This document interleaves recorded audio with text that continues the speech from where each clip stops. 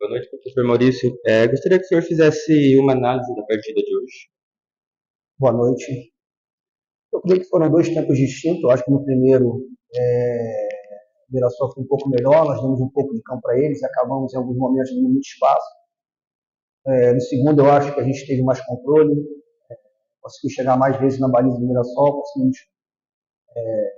jogar um pouco mais adiantado, dentro daquilo que a gente já está mais acostumado. Mas eu creio que foi um grande jogo, um jogo bonito de ver, duas equipes tentando gol a todo momento, buscando a todo momento o ataque. Eu saio daqui muito feliz com o que a minha equipe entregou, né, de rendimento. E qual a expectativa para o próximo jogo, que é contra o Palmeiras? A gente está jogo a jogo, a gente sabe que o Palmeiras dispensa comentários com relação à qualidade da equipe.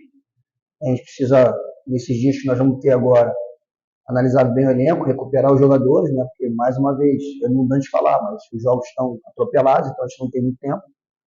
A expectativa é que a gente consiga estar inteiro com os jogadores para fazer um grande jogo na nossa casa, diante da nossa torcida.